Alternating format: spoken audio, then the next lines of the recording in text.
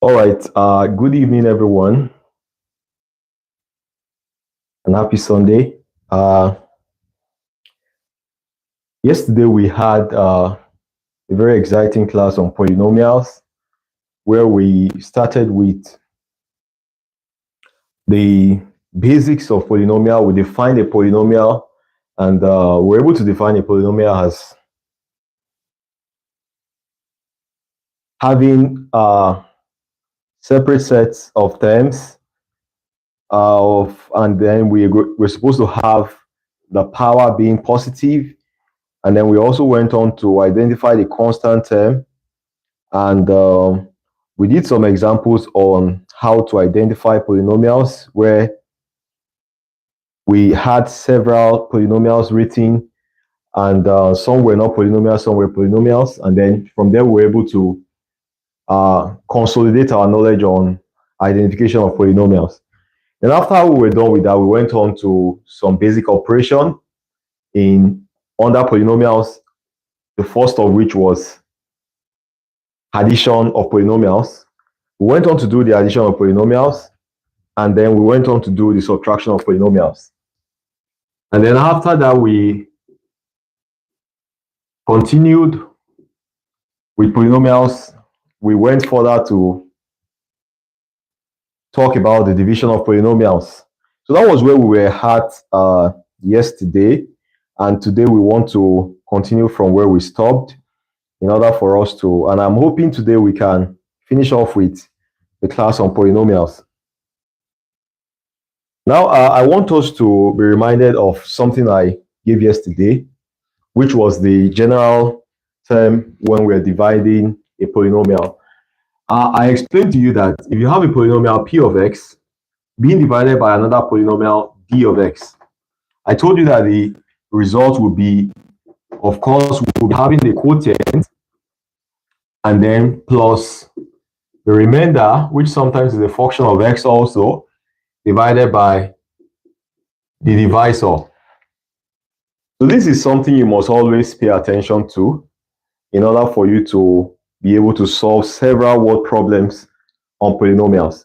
So I went on to define that this particular equation can be rewritten as having multiplied through by d of x. We'll be having p of x equals to d of x multiplied by q of x plus r of x. So these are the two different formats we'll be leaving our polynomials in. Any one is fine. You can leave it as this. You can leave it as this. It's the same thing, just in a different form. So I gave you a question yesterday. I'm sure as great students, you guys attempted the question. We were to make a division of this polynomial 4x cubed minus x squared. So we were told to divide 4x cubed minus x squared plus x minus 5.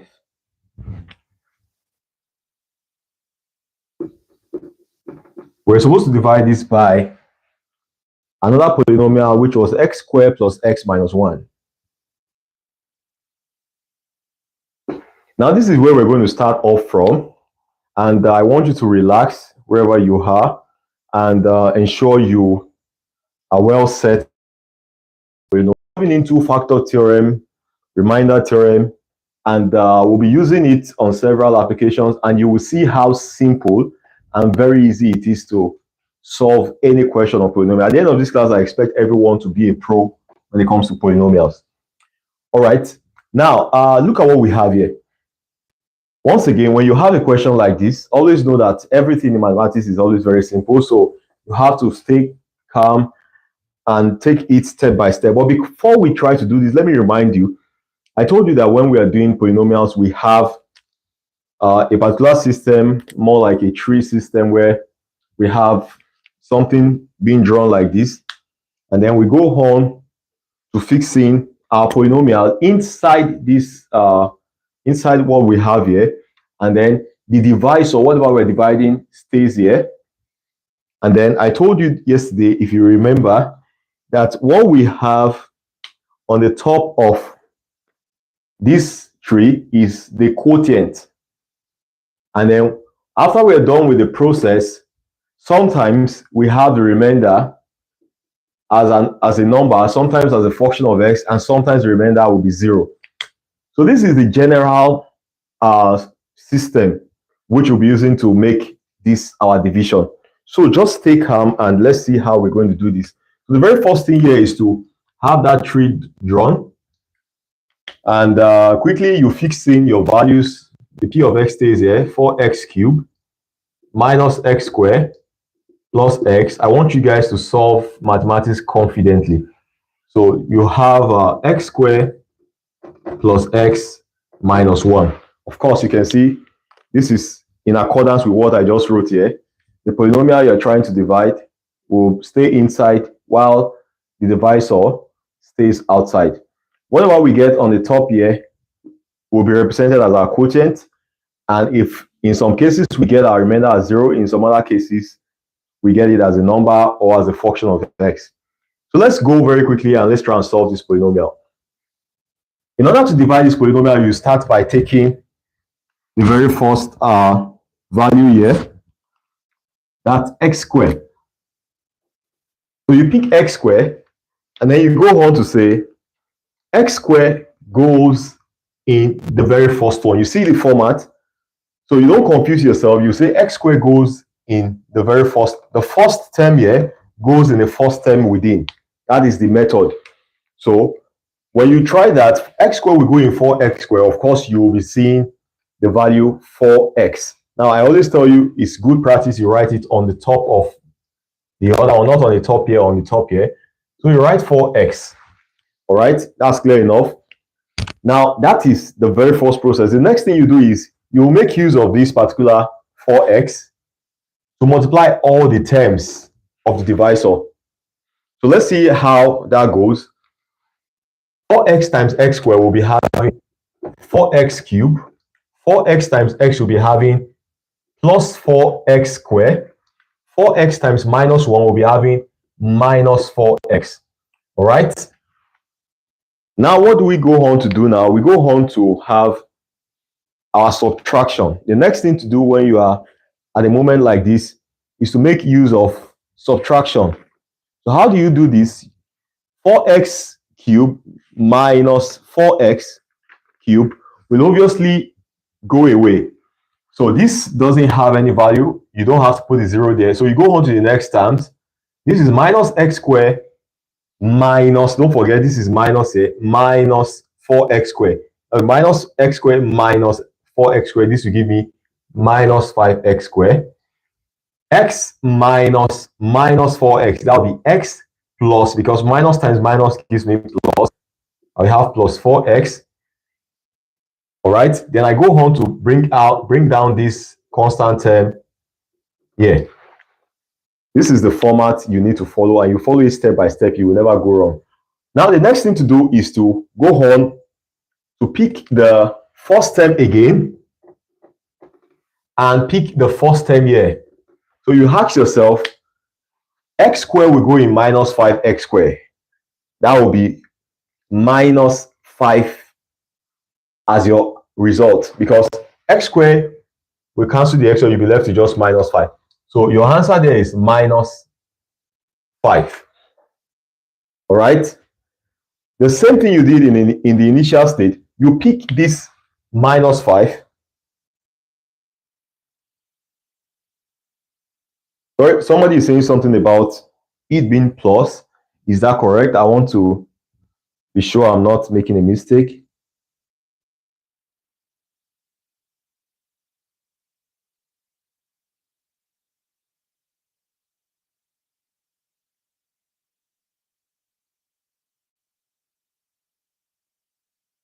Okay. Oh, sorry. This is plus 5. Is that what the person was saying? Sorry. This is plus 5, not plus 4. Because 1 minus 4 is 1 plus 4. That's 5. Thank you very much.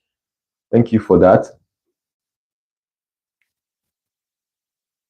All right. So we can go on. We use this minus 5 to multiply all the terms here. So we have minus 5 times x squared. We'll be left with minus 5x squared. Minus 5 times x, that will be minus 5x.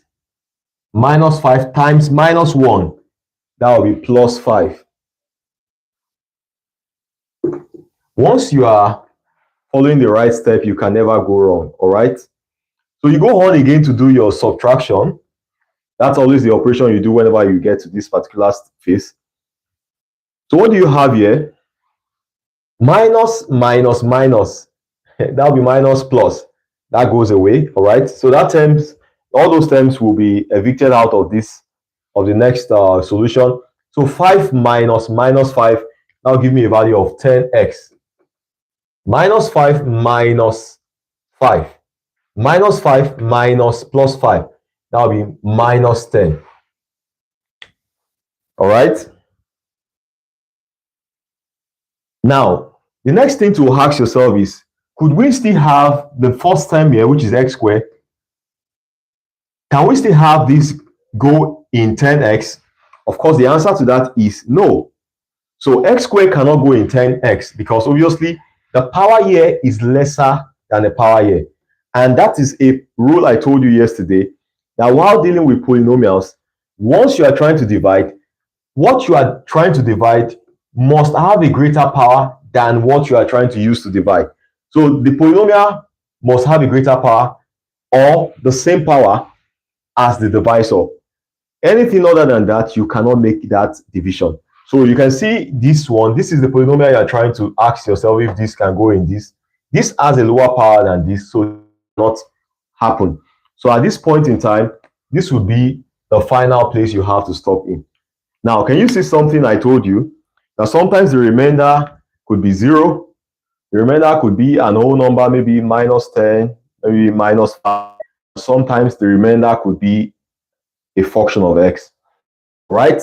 Now, looking at what we have here, this is the end of this division. You can see that we have gotten our final answer. We can't move further when it comes to this particular question. Now, this is what you're going to do next. You're going to say, look at what we're going to do. Please pay attention here. When we have 4x cubed minus x squared plus x minus 5 being divided by x squared plus x minus 1. Now, please don't forget, I told you, I want to remind you, I told you that p of x divided by d of x is equals to qx plus r over d of x. All right, don't forget this. I want you to take your time to ensure you always remember this. So this is p of x divided by d of x. This is the polynomial, this is the divisor. So I can say this is equals to, now what is q of x here? Don't forget, q of x is what you have on the top. That means we have 4x minus 5 plus the remainder. What's the remainder here? The remainder is 10x minus 10. That will be 10x minus 10 over, what is our divisor? Our divisor is x squared plus x minus 1. So once you are done making your division, you can always write it as this. And this signifies that this is your quotient, this is your remainder, this is your divisor. Now you can decide to express it in the other way, which I showed to you also. Let me try and write that here, because that's what I would expect you to always do when you are dealing with division of polynomials. You can write it in this format and also write it in the other format. So let's see the other format. The other format said that p of x is equals to dx multiplied by qx plus r. So that means I can rewrite this as 4x cubed minus x squared plus x minus 5 is equals to, my d of x now is x squared plus x minus 1. My qx, which is my quotient, is 4x minus 5. And then my remainder, which is r, is plus 10x minus 10. So this is a way you can also write it. You are very much okay by writing it this way or this way. All right. So this is how you solve division of polynomials. Let me get your feedback. Is there anybody still having issue when it comes to division of polynomials? Or we can solve more questions maybe a bit later, but I want to quickly delve into factor and remainder theorem. So let me get your feedback on your present understanding of division of polynomials.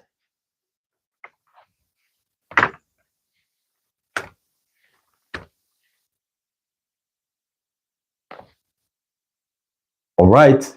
Thank you for the feedback. Now, this is the this next two aspects, the factor and the remainder theorem, it's quite very important. This is where they do bring out lots of questions. And this is where they are always able to technicalize the question, if you may, because if you don't understand the factor and the remainder theorem, you won't be able to, you either you will find it difficult to solve questions, or you will find it more time taking to solve questions. But there's something this two theorem does. It makes it very easy to solve questions. All right, I'm going to start with the factor theorem. Now, let's use what we have right on the board to try and talk about the factor and the remainder theorem. And of course, we would use any other example if this is going to be more complex for especially the factor theorem. Now, because this has a remainder, so this works very well for remainder theorem. But let me try and explain something to you. Do you understand that this last format we brought this thing to, this last format? Look at this last format. Let me quickly draw your attention to the use of the word factors. What are factors? Factors is more like those things that when you multiply them together, they give you, if I say what's the factor of 10? What's the factor of 10? Of course, you guys can go on to start telling me that 1 and 10, they are both factors. That means 1 times 10 gives me 10. That's how you recognize factors. You can go on to say 2 and 5. 2 and 5 is a factor. So if I say 10 equals to 2 times 5, I'm sure you agree with me that 2 and 5 are both factors. Now, can you recognize an attribute, a feature of the two factors? Whenever you bring together two factors of a particular number, you will never have a remainder. Your remainder will be 0 when you attempt to divide each of or any of those factors with that particular number. So for instance, if I say 10 divided by 2, I will not be having maybe 5 remainder 1 or 5 remainder 2 or anything. 10 divided by 2 will be 5 remainder 0. 10 divided by 5 will be 2 remainder 0. That's the quality of factors. Factors will always have the remainder being 0. When you multiply two factors together, you must get the answer back. When you multiply the factors of a number together, you must always get the number. The same thing goes for polynomials. If I admit to you, for instance, let me block this out. If I tell you that these two things are factors of this thing, the meaning of that is saying, when you multiply these two things together, I'm going to get this. I understand there was a remainder in this case, but I just want to try and expose to you the meaning of factors. If these two were the factors, the meaning of this is that multiplying these two together will always give me this. Now, what does that tell me? That tells me something that leads us to the theorem we call factor theorem. Now, please pay attention. This is very key. Factor theorem, very simple, very important. I'm going to give you a very direct example now. This was having remainder. So this particular question works for explaining the remainder theorem. But let me give you a question that you'll be able to relate with when it comes to factor theorem. Now, we're going to do something quickly. We have 3x cubed minus 3x cubed minus 11x squared plus 12x minus 4. Can you quickly do the division of that with x minus 1? Let's do 3x cubed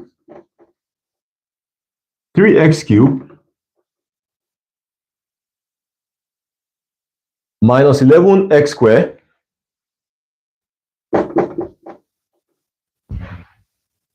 plus 12x minus 4. Now, let's try and divide this by x minus 1.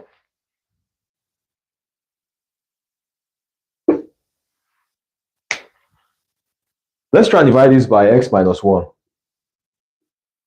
Please, can you do that under like 1 or 2 minutes? I'm sure you guys already understand this. We don't have to. Can you quickly do that quickly? Let me wait for you 1 minute. I don't want to have to do that. I just want to use this to basically explain factor theorem.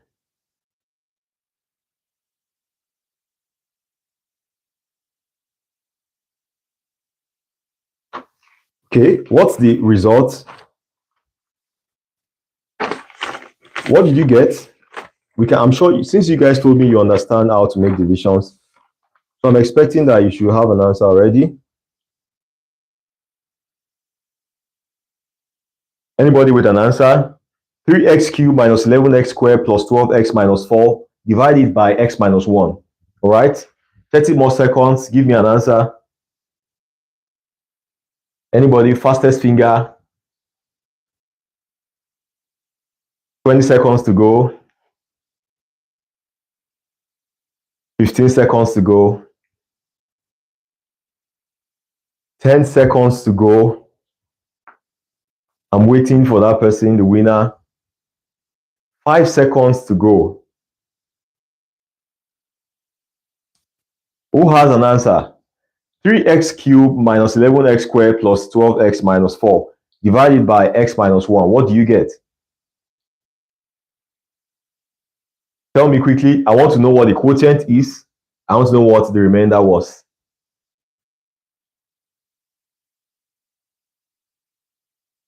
All right. 5 more seconds. All right. Now this is it. When you make this division, this is what you're going to get. You are going to get a value for your quotient. Your quotient value, q of x, for this particular division will give you a value of 3x squared minus 8x plus 4. Your remainder gives you 0. All right. This was why I chose this question.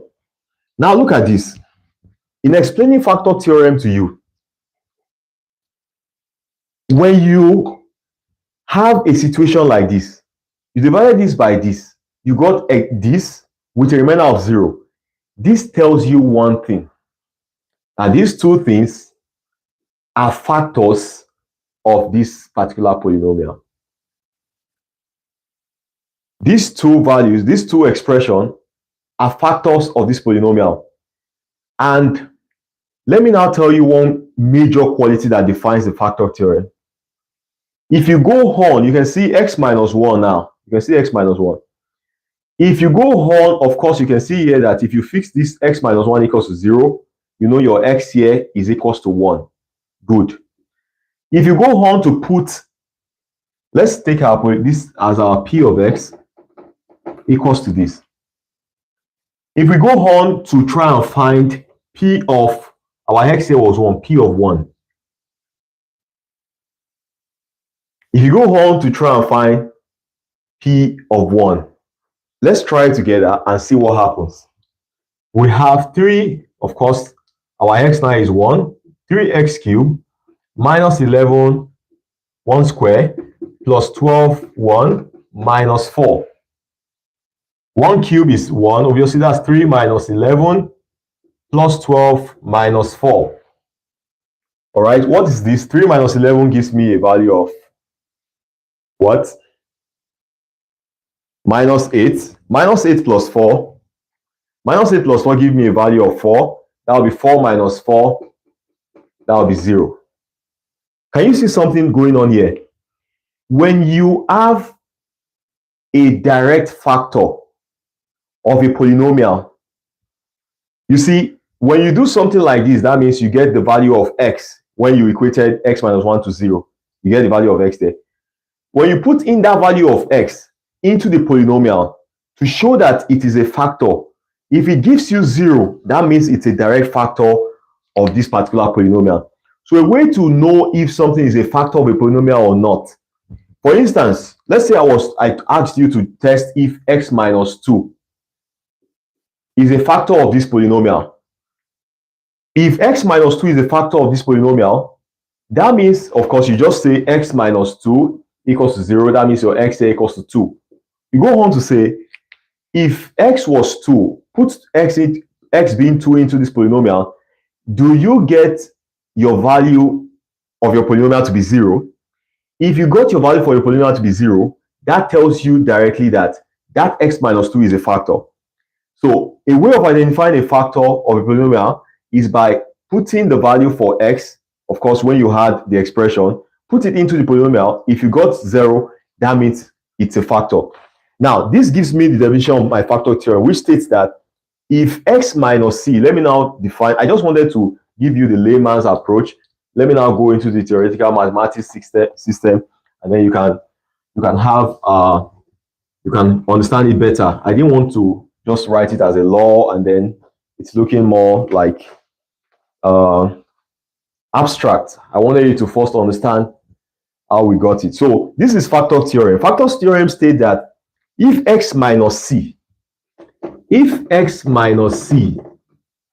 is a factor of a polynomial,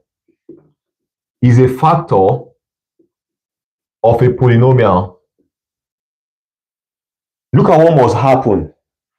Then PC must be equal to 0. That's factor theorem. Look at exactly what's going on here. If x minus c is a factor of a polynomial, that means in a case like this, x minus 1 was a factor. When you fix in x as 1, PC, we got 0.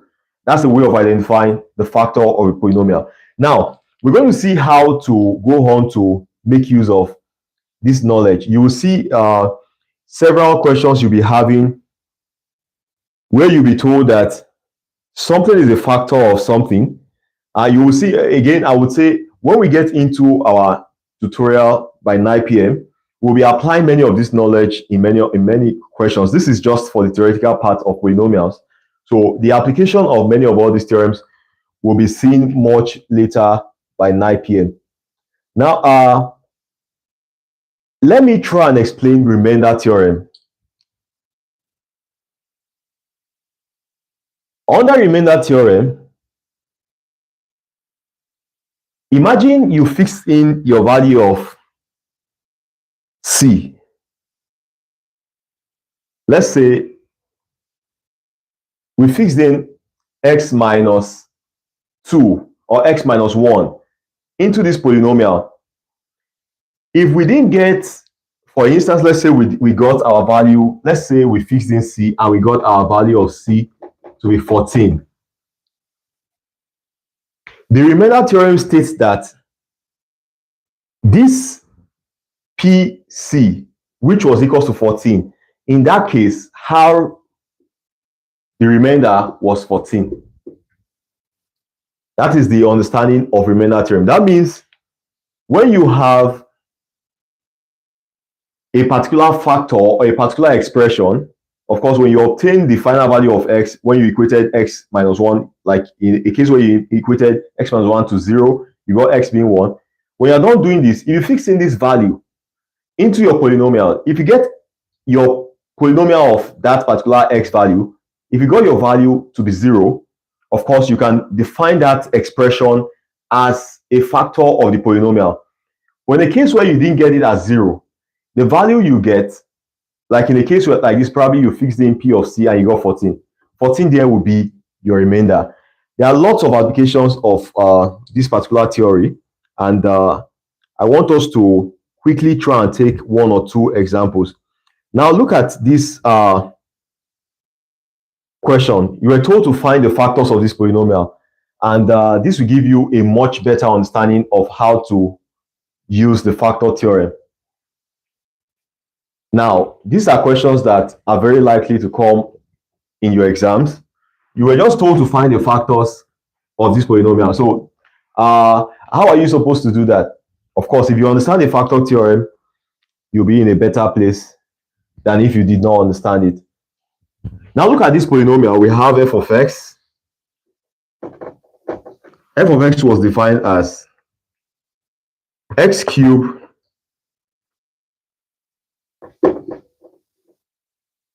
minus 2x squared minus 5x plus 6. The question was, find the factors of f of x. You have to find the factors.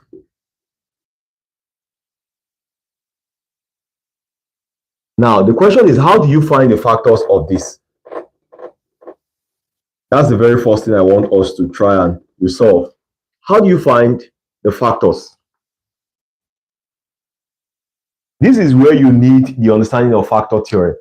Because in a case like this now, you are not even giving anything or any expression to start with that will even give you more like an headway on what you're.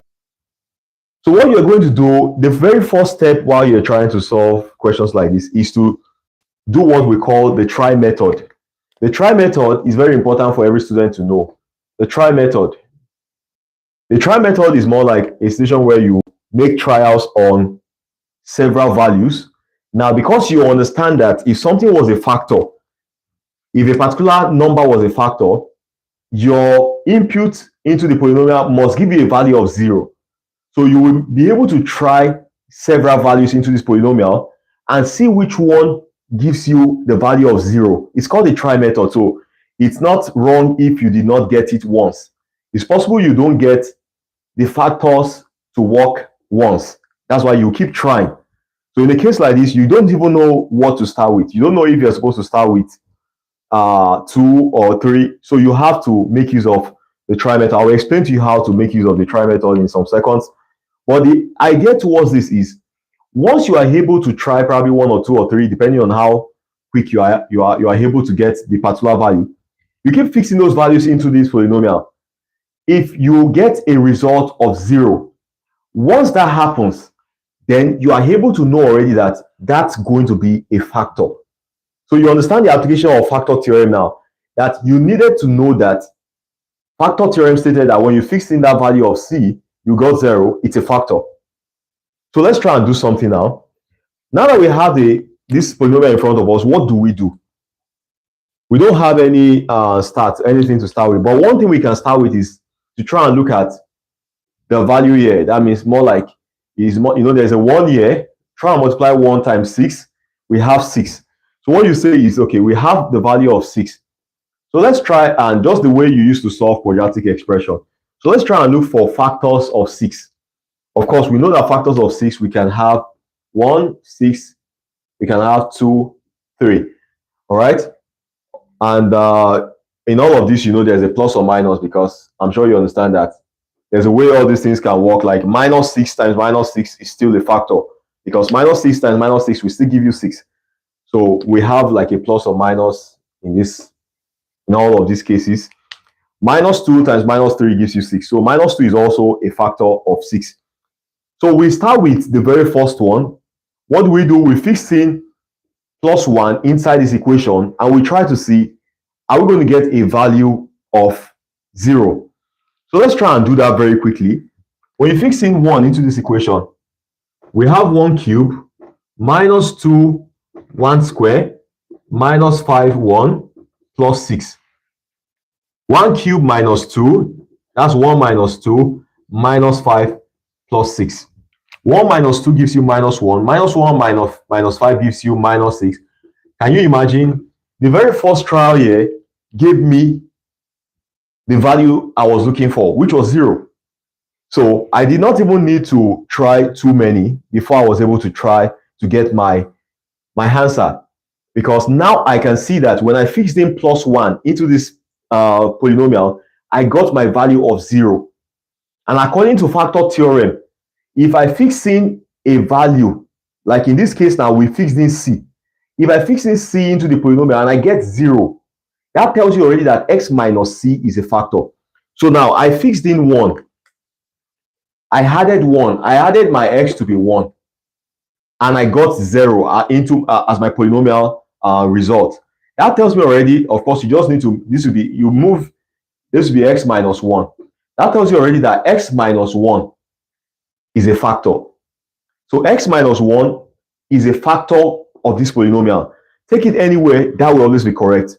If you ask me why, the answer is simple, because when I fixed in my value of 1 into the polynomial, I got 0. And that is what factor theorem stated. Now, once you do something like that and you got 0, automatically that expression must be a factor. Now, look at the question. The question said, find factors. So obviously, we are not told to just find one factor. But the fact that I have gotten one factor, I can rejoice now, because it is much more easier now to get other factors. Someone there is asking me, how is it much more easier? Because I can go on now to make my division. Because if I don't forget, when I was explaining something on division, I told you that our P of x divided by D of x is equals to our Q of x, which was a quotient, plus remainder over D of x. All right. Now, if you remember, in a case where we wanted to rewrite this, we could have P of x being equals to D of x times Q of x plus R. Now, if two things are factors, one of the things, I said it when we were starting this factor theorem, I said, if two things are factors, your remainder will always be 0. So if these two things are factors, this place will be empty. You will not have anything here, because that will be 0. It's more like saying plus 0 over D of x, which of course it wouldn't exist. That means whatever value, this was the divisor now, P of x divided by D of x, if it gave me exactly Q of x, if let's say this was 0, let's say this place was 0 over D of x, so let's say we had a perfect vector. If P of x over D of x gave me Q of x with no remainder, that means D of x and Q of x are both factors of P of x. Hear me right and understand me. Let me say that again. If I divide my polynomial with another polynomial and it gave me a quotient, but I had a remainder of 0, if that happens, that means that divisor and the quotient are both factors. They are both factors of that polynomial. That's one thing you need to really understand. Now, when you have a situation where you were trying to divide a polynomial with something, you got an exact value and you didn't have 0, you had your remainder as 0. Those two things are factors. So I really hope this has gotten into you already, for you to understand how this thing goes. So when I have my P of x and I don't have any divided by something and I don't have any remainder, the divisor and the quotient, they are factors. All right. Now, I have my x minus 1 now. I've already identified this as a factor. So one thing I need to go and do in order to get other factors is to say, let me divide this polynomial with this divisor x minus 1. Of course, I'm expecting that since x minus 1 was a factor, which I have defined because I got 0, I must get a remainder of 0 when I divide this by this. Of course, if you don't get a remainder of 0, that means this was not a factor initially. I'm sure you're understanding the theorem. So it's basic. You have to understand these things. This is where you will never be able to miss any question on that polynomial if you understand all these things. So once I divide this polynomial f of x now with x minus 1, the result I get as a quotient is a factor.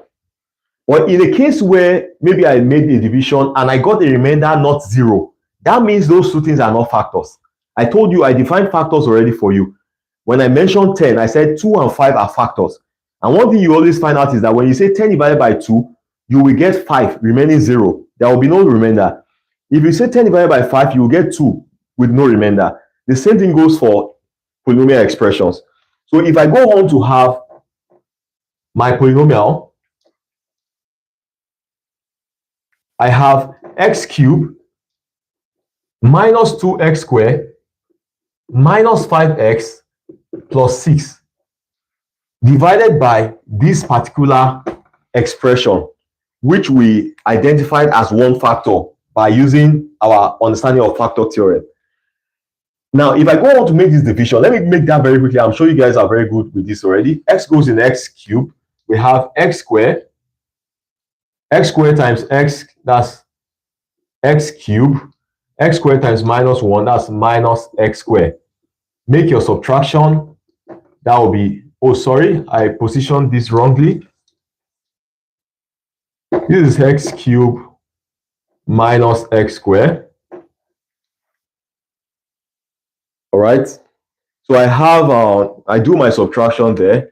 Of course, the first term goes this way. Minus 2 minus minus. So minus 2 plus 1, that will be minus x squared. Minus 5x plus 6. All right. So let me go on to do the next thing, which is for me to ask myself, x goes in minus x squared. X goes in minus x squared, will be left with minus 1. Minus 1x. That will be minus x. All right.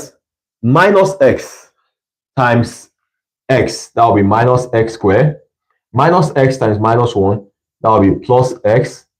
Make your subtraction here. This goes away. Minus 5 minus, this is minus 6x plus 6. All right. X goes in minus 6x, will be left with minus 6.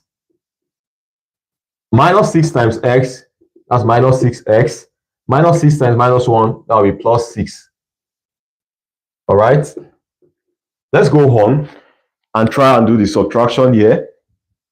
The subtraction here, obviously, minus minus, if you find out, this gives me 0, which confirms that x minus 1 was a factor. This is the case that was made on behalf of, if this wasn't 0, then that means what we got here was wrong initially, but it had to be 0. Now, but one other thing has come out from this thing. We have now been able to get another factor, because I told you that when we have p of x divided by d of x, if we get only q of x and we don't have a remainder, then that means d of x and q of x are factors. In this case now, this is d of x, this is q of x. So that means these two things are factors. You can go on to confirm this. If you say x minus 1 times x squared minus x minus 6, you must get that polynomial, the f of x polynomial. You must. That shows that they are perfect factors. So this is how you identify factors. If you have used the try method to obtain one factor, to obtain the other factors, go on to make a long division of this using the long division method. Make this division, what your quotient is another factor. You must have a remainder of 0. This place must always be 0 if it was actually a factor. Now, we've been able to arrive at 2 factors, but guys, this is not all. We cannot stop here, because this x squared minus x minus 6 is not the last place we can stop at when we are dealing with factors. I'm sure you agree with me. So what else can we do? We can go on to dissolve x squared minus x minus 6. So we can go on to bring this one as another factor. Of course, if you have x squared minus x minus 6, we can bring out 2 factors from here. 1 times minus 6, I'm looking for 2 numbers. What should those 2 numbers be? Of course, minus 3x plus 2x will give me minus 1, and will also give me, so x squared minus 3x plus 2x. This is quadratic expression. I'm sure you're familiar with it. This will be x into bracket x minus 3 plus 2 into bracket x minus 3. So I have x minus 3 and x plus 2 as 2 other factors stemming out from my factor x squared minus x minus 6. So you can see all the factors associated with this particular polynomial. This one inside here is x minus 1, x minus 3, x plus 2. So these are the 3 factors that we are able to bring out from this polynomial. So I'm sure you guys are already understanding how we apply factor theorem, and the very importance of it is that Number one, don't forget, factor theorem is very simple to understand. All it's saying is that if you tell me that x minus c or x minus anything is a factor, then it is compulsory. Of course, if you want to obtain the value of x here, all you have to do is to say x minus c equals to 0. That means here x equals to c. Always know how to do this so that you know how to always bring out your x value. Just equate the expression to 0. So x equals to c. If I go on to put c into my polynomial, I must get 0. Must. If it was a factor. That is factor theorem.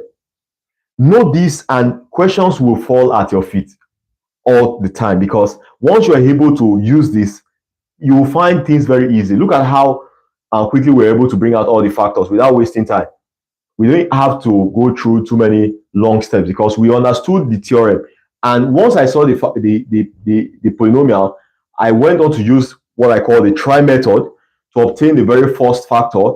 And from the try method, I obtained x minus 1 as a factor, because when I fixed in x equals to 1, I got the polynomial giving me 0. Then I knew that, kudos, that was my factor. X minus 1 was a factor.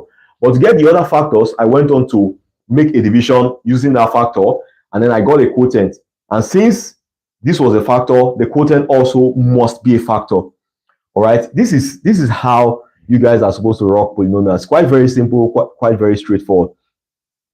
Now, we're going to solve another technical question. Very, very simple, but of course, if you do not understand the factor theorem, you won't be able to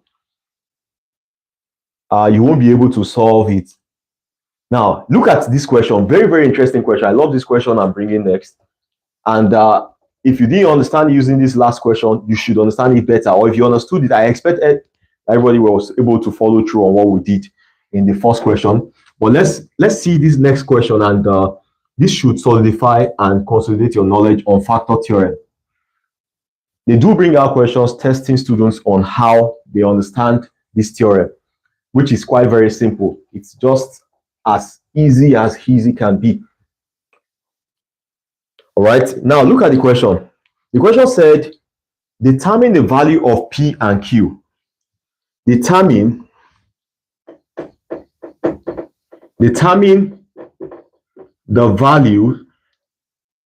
values of P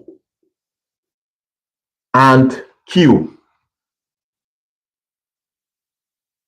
Determine the values of P and Q. Now, this is the thing. If x minus 1 and x plus 2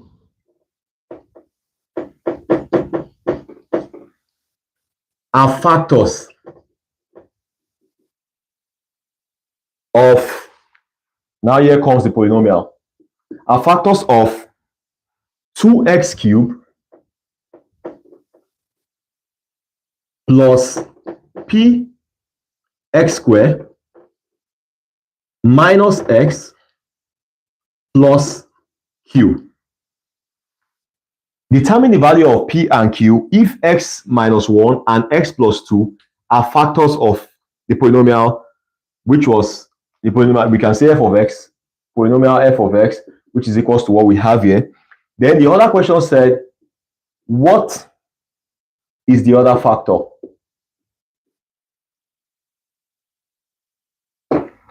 Now, I'm sure probably some of you, before this class, you used to see questions like this as very technical, but let's show to you in this particular class that this is far from being technical. This is just a direct application of factor theorem. That's all. So all this is testing is your ability and your understanding of factor theorem. That's just all. Let's see how we're going to rock this very quickly. All right. How do we start this question? You have to start it from what we just said, factor theorem. What is factor theorem?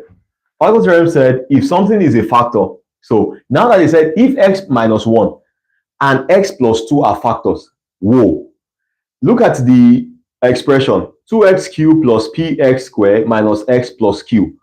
And we are asked to find the values of p and q, which I can see they are both terms or coefficient of x squared in this case of the polynomial. So how do I go about this? if I understood factor theorem. If you don't understand factor theorem, this will be a very big issue for you. But understanding factor theorem, I know that if they told me that x minus 1 is a factor and x plus 2 is a factor, then all I need to remember is that if x minus 1 is actually a factor, then look at it.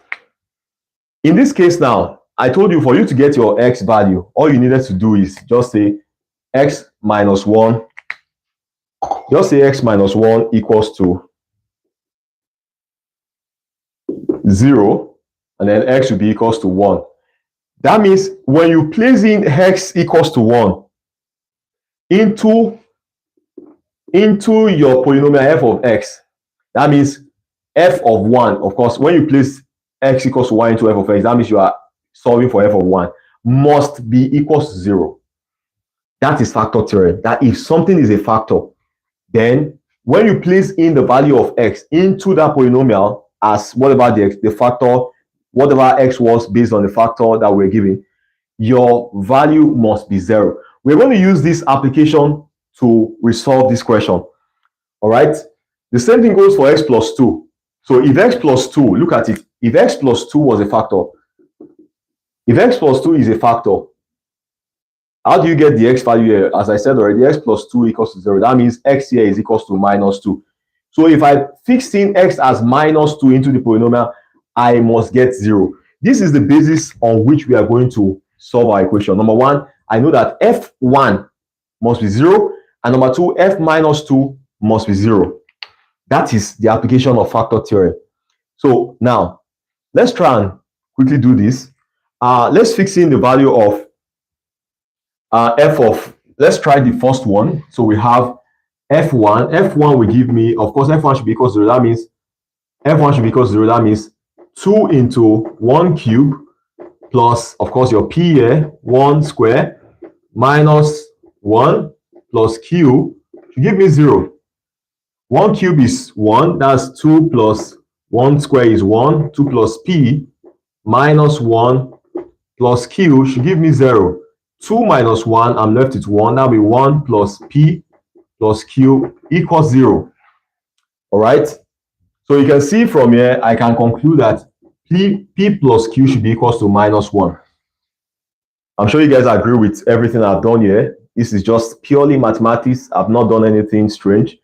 All right. That is for f1 being 0. So let me pick my other factor and make a conclusion on this. So f of minus 2 should be 0 also, right? So f of minus 2 should be, so since f of minus 2 should be 0, let me try and solve for that. I put in my minus 2 into the same polynomial. Minus 2 now, minus 2 raised to power 3 plus p minus 2 raised to power 2 minus minus 2. See the reason why you have to use your brackets so that you don't make mistake. Plus 2 should give me 0. Let me make a distinction here so that you're not confused, right? Now, look at what's going on here. Minus 2 raised to power 3, that's minus 8. Am I right or wrong? Because, you know, it's a cube, so the cube will not be able to cancel the minus. So that will be minus 8 times 2, that will be minus 16. Minus 16 plus, in this particular case now, minus 2 squared, we have 4. That will be 4p. Minus times minus, we have plus 2. Then we have plus q equals to 0. All right. Now, what you have to do next is to make all your like terms. So I can see minus 16 plus 2. Minus 16 plus 2 is actually minus 14. So I have minus 14 plus 4p plus q equals to 0. All right. So I can make my final conclusion here. I think I've used this rightly. So let me make my final conclusion here. I can say 4p plus q equals to 14. All right. So look at the two equations we have now. We have this and we have this. Those are the two equations we have. So I'm sure everybody in this room, in this class, can resolve this using, this is a simultaneous equation where we have p plus q equals to -1 for p plus q equals to 14. I'm sure you guys can resolve this. Let me decide to pick, let me take p equals to -1 minus q. Is that a better? Do you like me doing that?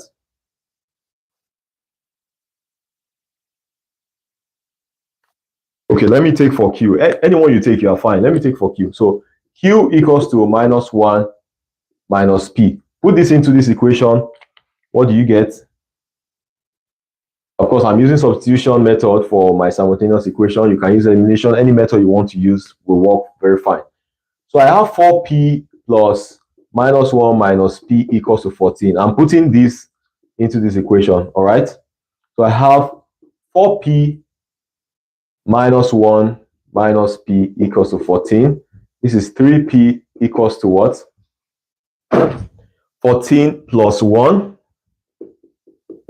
That's 3p equals to 15. P here equals to 5. All right? If p is equals to 5, then what's going to be my q?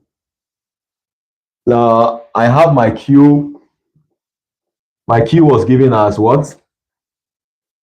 My q, I was told here that my q is -1 minus p. So my q will be equals to -1 minus 5. My q will be equals to -6. Can you see how, with the use of factor theorem, I've been able to get this question easily without any hassle at all? So the very first phase of this question has been settled, and the only method I used was the factor theorem. That's why I said it plays a very key role in students being able to answer whatever level of question you have. All right. Now, the last question they said, what is the other factor? So they've given us two factors now. They now said, what is actually the other factor?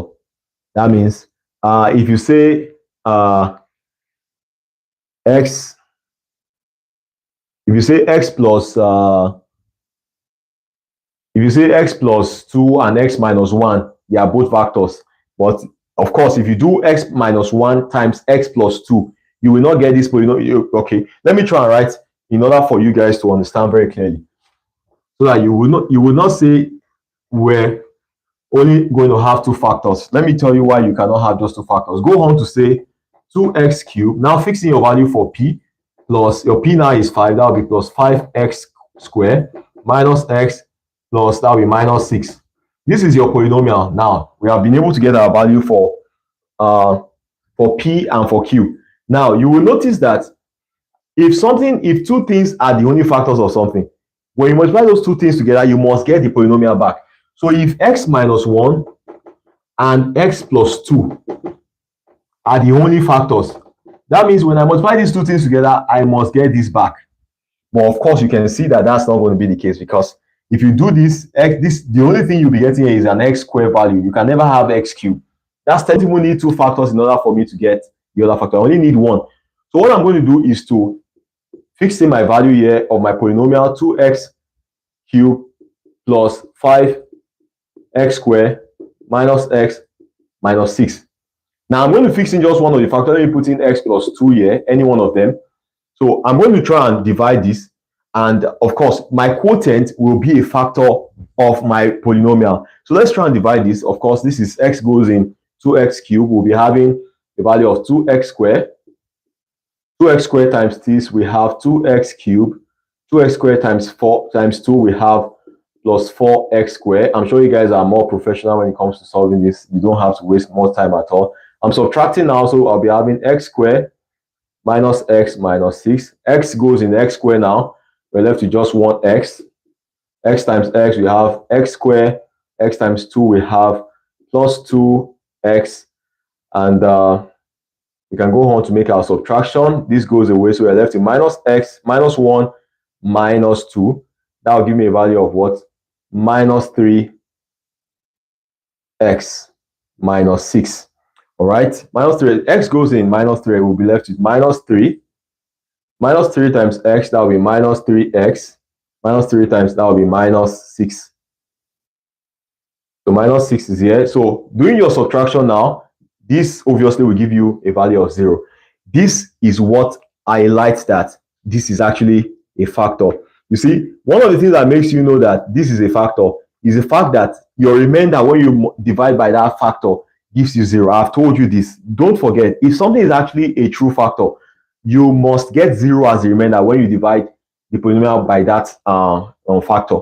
So now you can see that we have been able to produce, I told you in this case now, this and this, multiply these two things together, you will get this. So this and this are both factors.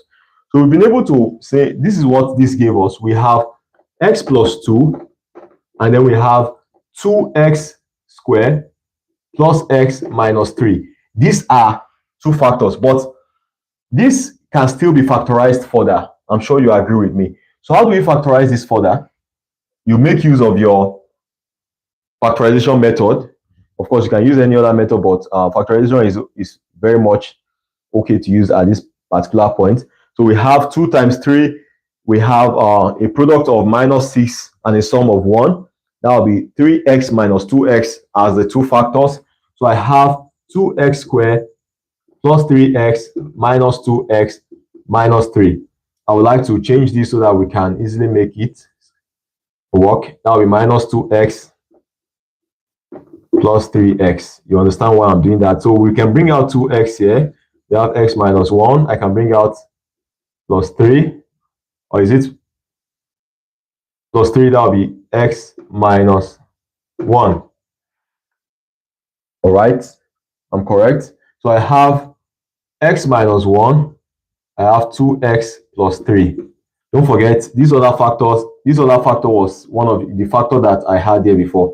So x plus 2, x minus 1, 2x plus 3 are the three factors associated with this polynomial. Now, you can see already that they gave us these two, this x plus 2. They gave us x minus 1 also. So this was the answer. What is the other factor? This is the answer. 2x plus 3 is the other factor. Can you see how interesting this is? Once you understand the factor theorem, can you see how things become very easy for you once you are able to decode what a particular factor is? Now, the last question I'll be giving you for you to consolidate your your knowledge on factor theorem, I decided to ensure I focused more on understanding rather than quantity. So the case here is for us to really understand what factor theorem is. So let's solve this question, possibly the last we'll see, because I really want us to have the right understanding of this, so that anywhere we are asked to now go on to solve questions on polynomials, there's nothing that will be an issue for you. Once something is a factor, don't forget, when you fix in the value of x based on that thing into the polynomial, you must get the value of 0. If you do not get 0, then it's not a factor. Of course, that's what will lead us to remainder theorem. Remainder, when you have a remainder, when you are not having 0, when you're having a remainder, there is another theorem that deals with that, which is remainder theorem. So we have this question before us now. Quite a very simple question and straightforward.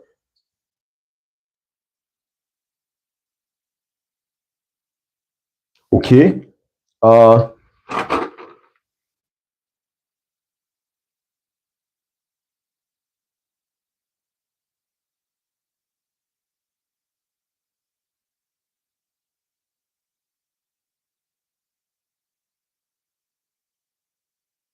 You know what we're going to do? I'm going to have to talk about remainder theorem very quickly, because the question I want to solve actually has to do with remainder theorem.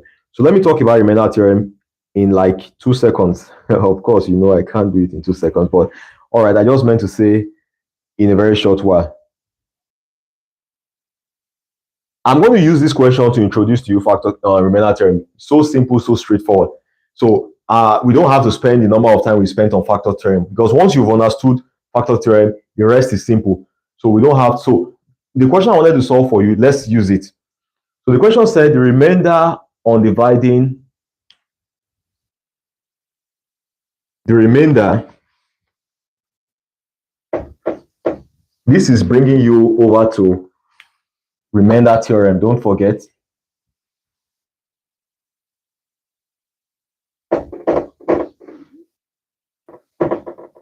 The remainder on dividing, look at the expression now, x cubed plus px squared minus x minus 1 by x plus 1 is 1. The question then went on to say, find the value of p. This is a very good introduction to remainder theorem. We don't need to have a whole note on it. Find the value of p. Now, you see, just the same way I explained to you what happens when something is a factor, I want you to understand that in a case where you fixed in your value of, let's say you have x minus c, for instance. Now, you're not told that x minus c is a factor. Like, we know what I mean by a factor. That means we're not told that we have a perfect factor from this. If you fix in your value of c, that means if you go on, of course, here x equals to c, I'm sure you understand why that is. Now, if you fix in your value of c into your polynomial and you don't get 0, you get a value, maybe 2, maybe 4, maybe 11, maybe 14. This is what remainder theorem states, that this value here that you got, which was separate from 0, which was not 0, in the case where you didn't get 0, is actually the remainder of the polynomial. That's the definition. That's the theory, or that's the theory, the remainder theory. It's just saying that when you fix in a value for x, of course, in the case where you are not talking about it being a factor, that value that you got other than 0 is actually the remainder. Now, let's see the application to this question we have. We're told that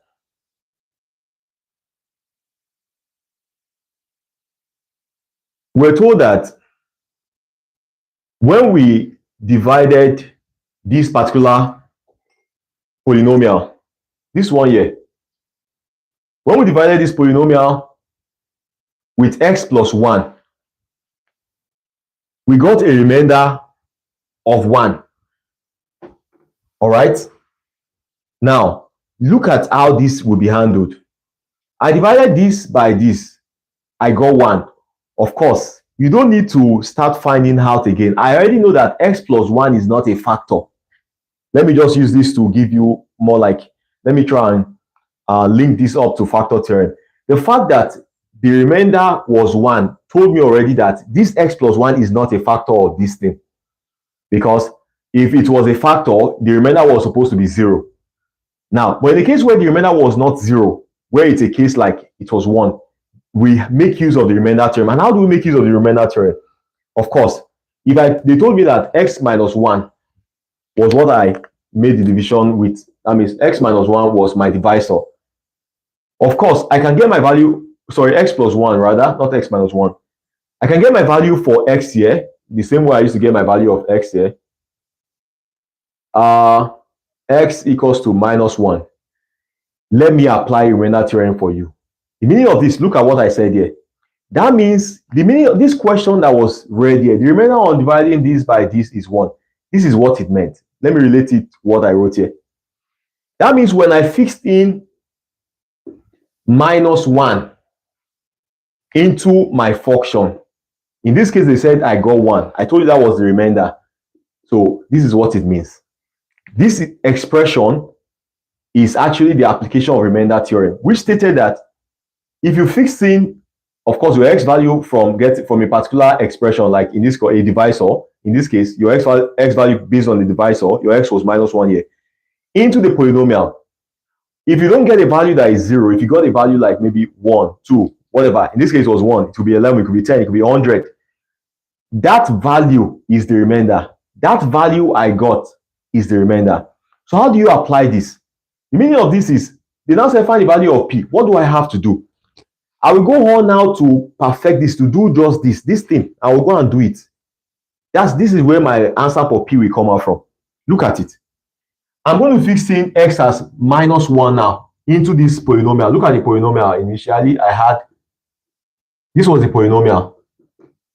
So I'll go on to fix in X as minus, this was f of X, all right? So I want to go and do f of -1 now. And don't forget, they told me that the remainder was 1. So that means f of -1 gave me 1. That's what they are telling me. Look at it. Oh. If they said the remainder was 1, that means when I fix in X as -1, the remainder was 1. That means f of -1 equals to 1. This means, of course, fixing X as -1 here, we have -1 cube plus P -1 square minus -1 minus 1. Of course, this must be equals to what? 1, based on this. All right, this is -1. The square makes this minus go. That will be plus P plus 1 equals to 1. -1 plus 1. Of course, you know that minus this will cancel this. Look at it here. My P is equals to 1. Can you see how simple this is? This is how I'm going to get my value. So let me give you like a quick repeat on this, because I'm sure some people are still trying to get their heads around this. All remainder theorem stated is like saying, okay, in a case where something was not a factor, like let's say X minus C now was not a factor. So obviously, when I fix in my value of C into my polynomial, I'm not going to get 0. Of course, that's one way of you knowing that it's not a factor. I'm probably going to get 1. In this case, now I got 1. I could get 100. I could get 50. Now, remainder theorem is saying that when you fix in that value into the polynomial, you didn't get 0, Abby. You got a particular number. That number you got is the remainder. So now, when they now said this particular polynomial was divided by this, and I got 1, oh, I can see now that I need to go and get my value of X first. My X here was -1 based on X plus 1 equals to -1.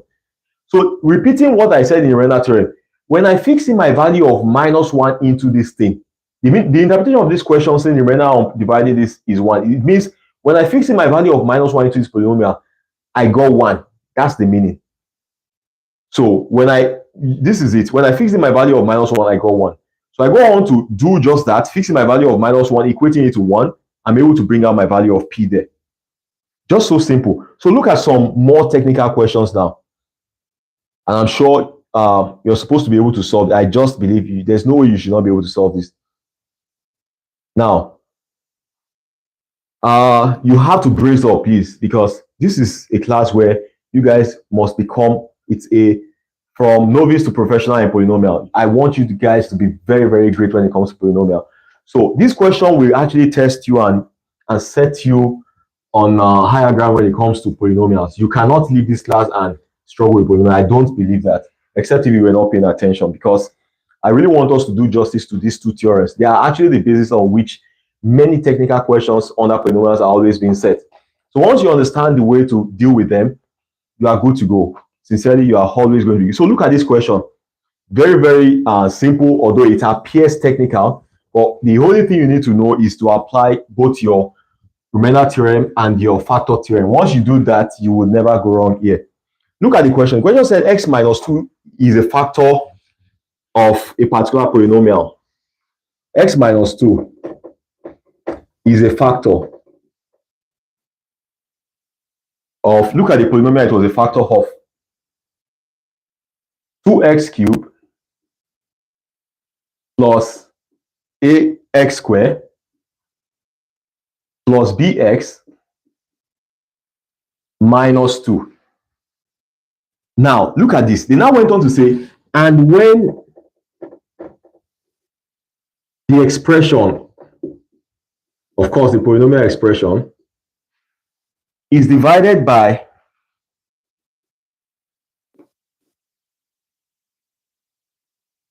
x plus 3. Now look at another thing here. They said the remainder is minus 50. Wow. That means x plus 3 is not a factor because you have a remainder.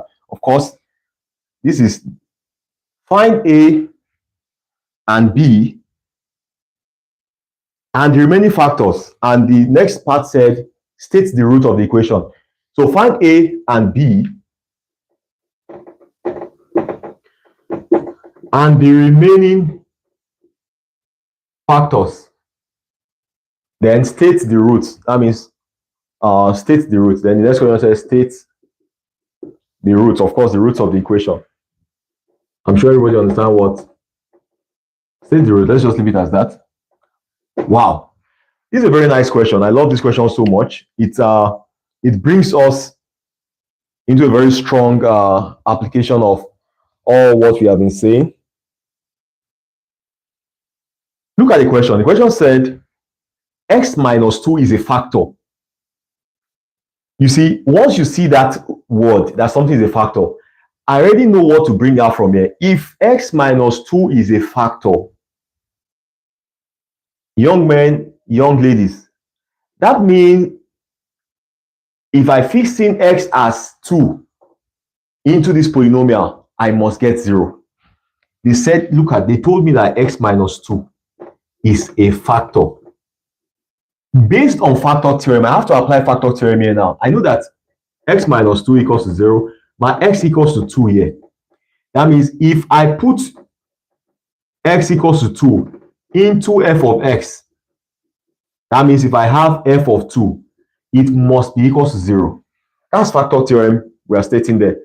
If I put in x as 2 into the f of x equation, I must get 0.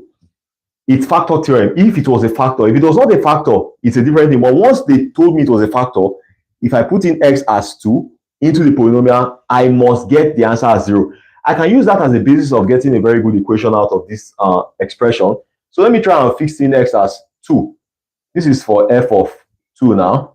F of 2 obviously will be equals to 2 cubed plus a 2 square plus b 2 minus 2. 2 raised to the power 3 is what? 8. 8 times 2, we have 16. Plus 4a, I'm sure you agree with that, that's 4 times a, plus 2b minus 2. 14 will come out from 16 minus 2, that will be 14. And this must be equals to what? 0. 14 plus 4a plus 2b equals to 0. That means I can say 4a plus 2b is equals to minus 14. All right. Now you can see what's going on here. 4a plus 2b is equals to minus 14. I've gotten the very first expression that I need. You can dissolve this further, of course. You can see that 2 can go all over. So I can have 2a plus b equals to minus 7. I'm sure you all agree that that's just common division. Equals to minus 7. So note this equation down, and we're going to get another equation on the basis of the next statement that was made. Now, what was the next statement that was made? Please note this equation down very much. Note this equation. Now, the next question, the next statement said, and when the expression is divided by x plus 3, the remainder is minus 50. In this case, they did not tell you x plus 3 was a factor. Of course, because since they told you it had a remainder, it's not a factor. The only time when if you have your remainder as 0, that's only when you have a factor. So the second point now said, when I fix in x plus 3, of course, fixing x plus 3, I'm sure you know how to bring out your value for x there. If we have x plus 3 equals to 0, that means my x is equals to minus 3. That means f of minus 3, what did they say the answer was? The answer was minus 50. This is the application of remainder theorem. I just applied remainder theorem because remainder theorem stated that when you fix in the value of x in this particular case from the divisor, the answer I get which was not 0, is actually the remainder, which is what they were saying here. They said the remainder is minus 50. When this expression was divided by this, the remainder is minus 50. That means when I fix in x as minus 3, of course, you know how I got my minus 3, I got minus 50. That's remainder theorem in a very wholesome way. All right, so I go on to use this expression again, what I have here, to try and see if I can get another equation out of this. That's the way it's applying all these things that will give you your answer. So let me try and put this minus 3 into my equation. First, this is my equation here. So I have I want to make this happen. That will be 2 minus 3 raised to power 3 plus a minus 3 raised to power 2 plus b minus 3 minus 2. And the value said, when I did this, I got my value of what? Of minus 50. This is the only equation I'll be identifying with now. That's 2a plus b equals to minus 7. All right. This is based on my remainder theorem. So look at what we have here. Minus 3 raised to power 3, of course, it's a cube, so it doesn't cancel the square. We have a value of minus 27. And minus 27, what is minus 27 times 2? That will be minus 54. So minus 54 plus, or, minus 3 squared will be 9 plus 9a minus 3b minus 2 equals to minus 50. All right. So I have 9a minus 3b, because this is minus 54 minus 2, that will be minus 56. That will be minus 50 plus 56. That will give me a value of 6. I'm sure you all agree with me. A value of 6 there, because 56 minus 50 is 6. So I can write this as 6. Of course, I can go on to make my division here again, because this looks like I can see a multiple of 3 in all these cases. So I'll be having the equation of 3a minus b equals to 2.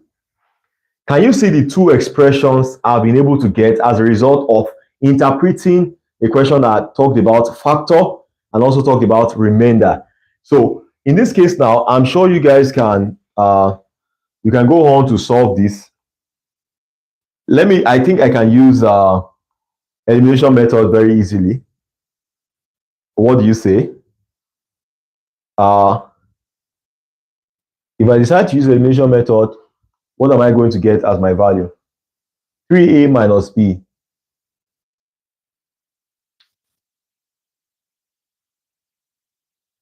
So look at this. I can decide to add this equation. Me using the elimination method, I'm sure you should probably understand that. So I'm adding these two equations because I'm doing that because I can see that minus b plus b will go away. So I want to eliminate b. So I'm adding these two. I'll be having 5a. Adding these two, I'll be having what? Minus 5. So from here, I can see that my a is equals to what? Minus 1. So I can go on to put a as minus 1 into any of this equation. So I will have 3 into minus 1 minus b equals to 2. That will be minus 3 minus b equals to 2. Minus b here equals to 2 plus 3. My b is equals to minus 5.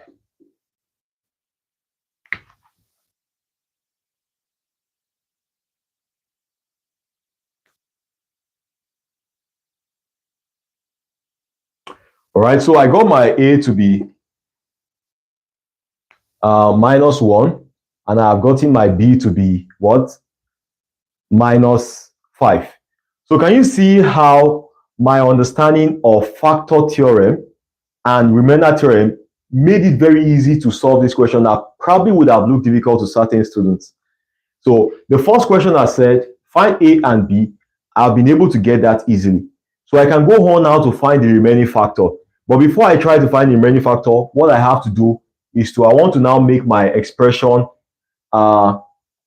with the use of a being minus 1 So in this case now, I want to change this to minus x squared, because a is minus 1, that will be minus x squared, and my b was minus 5, that will be minus 5x.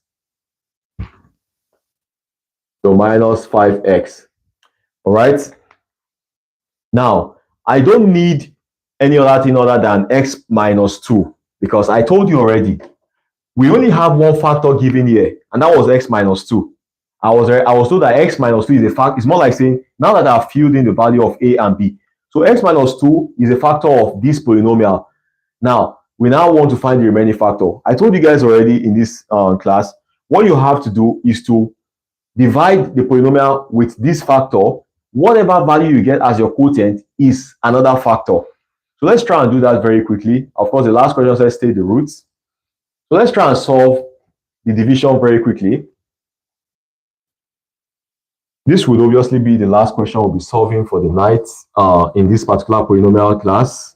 Any other thing, we have questions on polynomial we'll be solving by 9 p.m. class. So we would, I really believe I've been able to pass the information around factor theory, which was very vital. If you have been following me, so I want to make the division now. Whatever I get is going to be my other factor. If you have been following me, I'm sure you cannot have missed out on really understanding this topic. So x goes in 2x cubed. We have 2x squared. 2x squared times this, 2x cubed. 2x squared times minus 2. We have minus 4x squared. We make our subtraction. This goes away. So we have this as minus x squared minus 4x. That will be what? That will be 4 minus, that will be plus 3. Plus 3x squared. Then we'll bring in our value, all this down. We'll bring this down here. So what do we have now?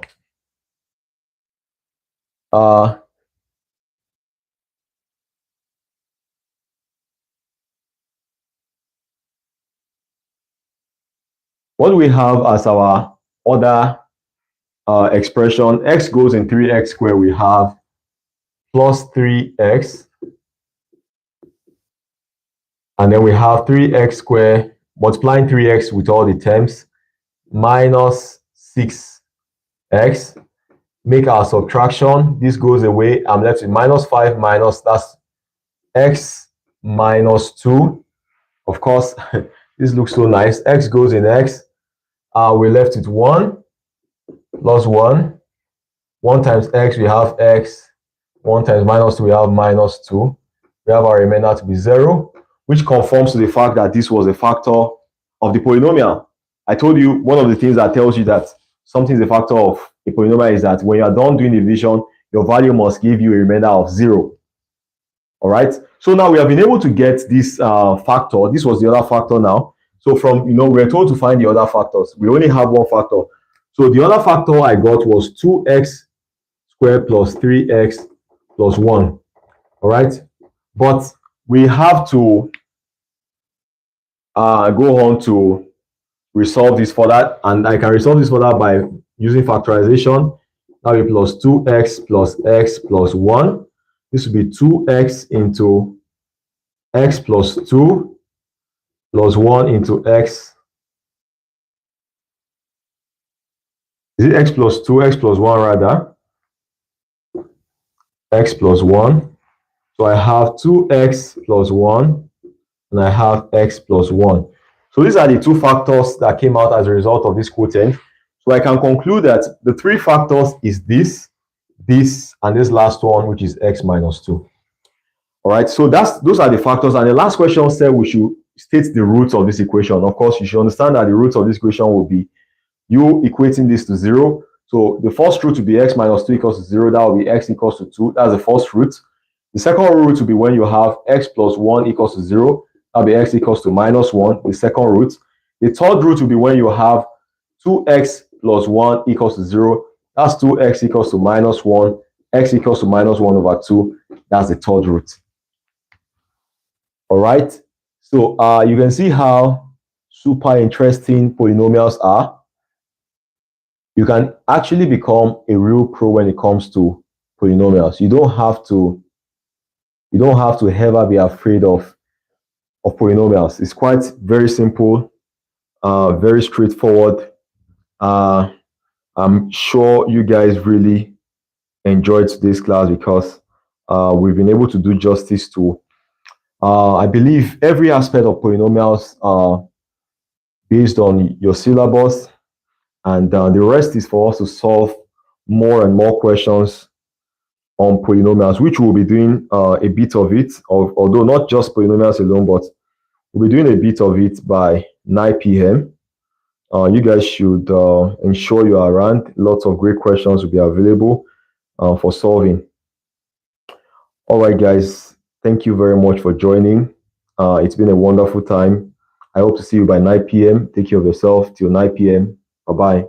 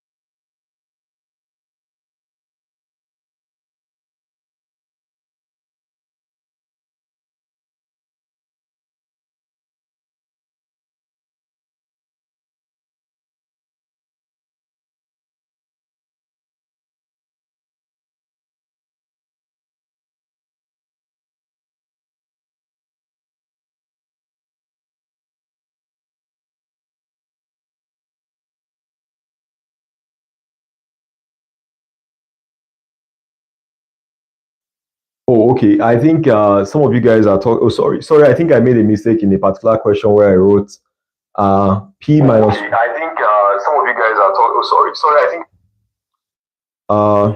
I wasn't watching the live feed, so I couldn't observe that mistake, and that was the question we solved some minutes ago.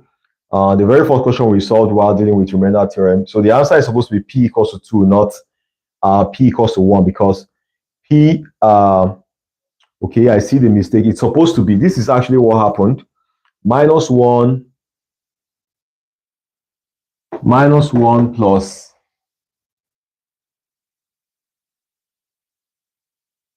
okay, plus p plus 1 minus 1 equals to 1.